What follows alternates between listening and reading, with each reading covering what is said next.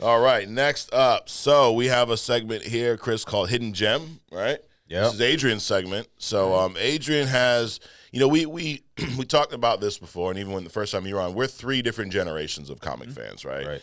I was born mid-'80s. You're born end of I know you say '90s. It's almost 2000, though. 99. So, yeah, 99. He made the Right. cut. I'm a Though. He made 90s the kid. cut. Adrian, mid-70s. No, late 60s. Late 60s. Yeah. Oh, shit, man. All right, late Yep. 60s. Old school. But three completely different generations of comics, right? And we've determined, you put it well, that you have more time in comics than me. So Right. Adrian knows a lot of these, sometimes obscure, but we call them hidden gems. And I think a lot of it is based off, Adrian, like we think about the live action portrayals, right? Like they keep going to the same handful of characters. So we're like, these are some hidden gems that like a lot of times would be great to have in these movies. Right. Last week we had Constantine. Yep. We've had The Guardian, we've had Nova, we've had Captain Marvel's binary form. So this week, Adrian, who is our hidden gem? So this week, it's not like he's unknown, but I think his power set and his contribution has been muted, especially in live action. So this week is Dr. Doom. Dr. Doom. Victor Von Doom, my man. He's I was actually reading his bio, and he's kind of like, I think, what the High Evolutionary would evolve into. Okay. I mean, I'm sorry. He would evolve into the High Evolutionary. Oh, okay. He's kind of like this mad, my way is the only way, and I'm going to make everything survive on my back kind of thing. But interesting guy. So his mother, he got started. I think he has one of the only cities. He grew up in one of the only cities that was like created for the comics. Okay. Latveria. Yeah. Unlike DC, where everything's like Metropolis and Gotham. Right. They're all fictitious places. So his mother was actually like a witch, and who actually got him into sorcery. Okay. But she had like a pact, or she was enthralled with their version of the devil, Mephisto, right? So pact meaning all the other stuff that goes along with pact. Anyway, so she taught him or introduced him into magic. And so he grew up with this kind of a thing, went to school. He interacted with Reed Richards and Ben Grimm. Richards and Grimm used to like play pranks on him, that kind of stuff. They were fast friends until, right? Doom's mother was still basically a slave of Mephisto all this time. So he wanted to get his mother away from this demon. Yeah. And so he created this thing where you can go into other dimensions or something like that. And he asked Reed Richards, his friend, to check his calculations. Reed said, you got an error. Doom didn't believe him because he thought he was trying to sabotage him. Yeah. And the machine blew up in his face, literally, which is why his face is scarred, which is why he started wearing the mask and all this other kind of stuff. And so ever since then, he's blamed Richards for the explosion and, ultimately not being able to get his mother away from Mephisto. So they've been bitter rivals ever since then. Yeah. In his mind. So he went on and he learned about, more magic. He created the armor, which gives him several powers. And So he doesn't have any superpowers. Well, his superpower is his mind. Okay. And because he and Reed Richards are really like, when you think about Brainiacs in the Marvel universe, it's Anthony Stark, it's Reed Richards, it's Victor Von Doom. Yeah. These guys are like, off the chart kind of a thing. But they also have like different types of brilliance. Yeah. Tony Stark is more mechanical. Reed Richards is more, I would say, like universal kind of science. And Victor Von Doom is, magic, but he's also very sciencey as well. Got it. So as far as his powers, his armor gives him super strength, speed. He can teleport. He project blasts, right? He can he's got a force field that protects him. As a matter of fact, it's been said, I think at least at one point I saw him be able to withstand like a nuclear blast, his armor. He's also immune to Magneto's shit. right? Yeah. So even though his armor is made out of titanium, is a nuclear powered titanium armor, he's able to resist Magneto's influences. So, but his real thing is that he thinks that his mission is to save humanity through him, right? He is a self-proclaimed protector of the human race, and he will go up against anybody in order to make that happen. He's gone up against Thanos. He's gone up. I mean, name pretty much anybody. Galactus, even though he didn't really go up against Galactus, he kind of like just siphoned his powers away, so he can like become more powerful himself. So he didn't. It wasn't like a one-on-one fight, but he's pretty much going up against most villains and superheroes. So he's kind of like an anti-hero. Yeah. So he'll fight alongside, like Namor. He'll fight alongside its more established superheroes. Okay. But he also has his own agenda. Got it. So I think he's maniacal. He's you know, but his mind is based on magic. Matter of fact, his magic is so good, he was actually considered a candidate for Sorcerer Supreme, which is Doctor Strange at this point. Really? So he's able to wield power like that. Yeah. So this dude he's got a very good power set. Yeah. Obviously he has diplomatic immunity because he has his own country. Yeah. So he also has that kind of stuff. His technology is such that sometimes when he appears in public, it's not actually him. He creates androids and sends them out on missions as himself. You know, full diplomatic Victor Von Doom. Yeah. And so they're operating autonomously while he's out doing other stuff. So the dude's bad, man. When you show up on the scene riding the back of a black bear, you're a bad mofo, dude.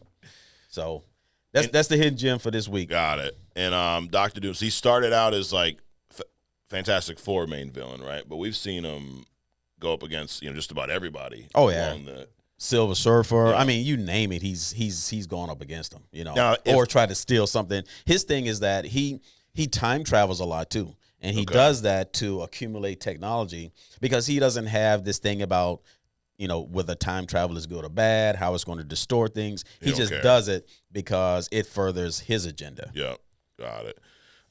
Now, if Fantastic Four are like his number one, foe, opponent, who would you say number two? Would it be Iron Man? I don't think in Doom's mind there is a number two. Reed Richards is his thing primarily, and it's not the Fantastic Four. Specifically Reed, because he thought that Reed was trying to sabotage his efforts to get his mother away, which I don't think he ever did. Got it. But I mean, he's even fought. I mean, went up against Mephisto himself. Yeah. So he has no qualms about going up against anybody, and he'll figure out what happens in the process. But zero fear in Doom's mind. You know what's the best about that character too is when he is used. The few stories I've read with him. Or a few appearances, they always write him with like he's a bad dude, right? But this element of humanity to him. One of the first Spider-Man comics I read was the 9/11 issue that came out right after, and one of the ways they depicted the emotion around it was Dr. Doom is there, and he's shedding a tear and it's coming through his mask. He's just sitting there, he's not doing anything, he's just in the corner. Everyone's around helping. Even he has this shred of humanity as to everything going on.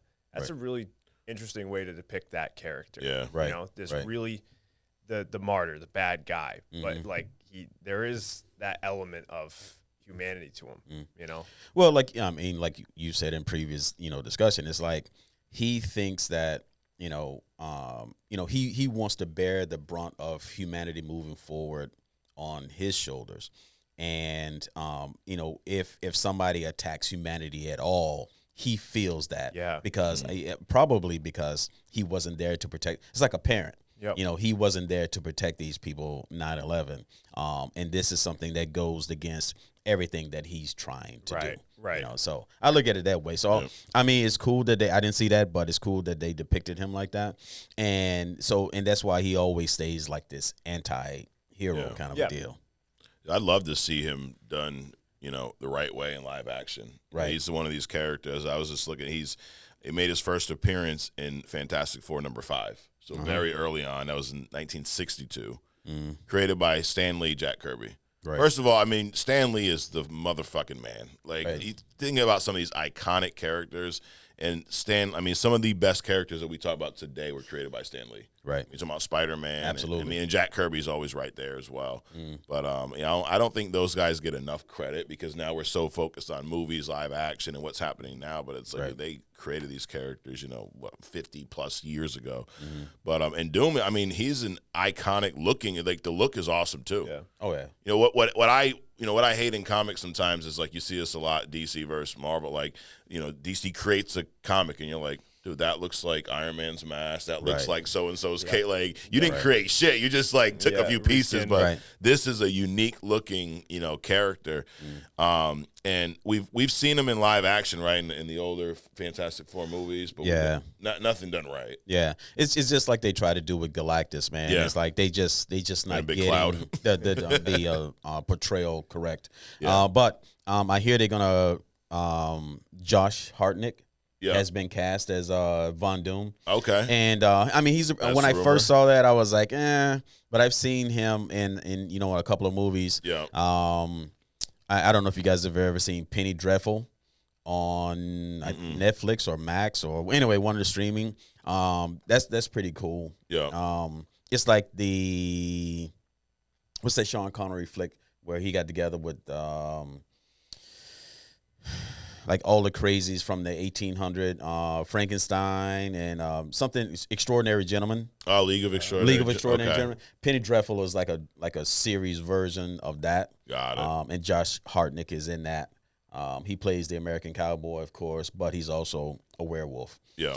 So I'm optimistic about him playing Doom. Of course, he'll probably be like a Ryan Reynolds thing where he's voiceover most of the time, right? And because Doom is never unmasked, in the he's in the beginning, but so it that'll be interesting to see. But I just hope they get the portrayal properly because like when they did in the Fantastic Four, two people they did not get properly. They didn't portray properly.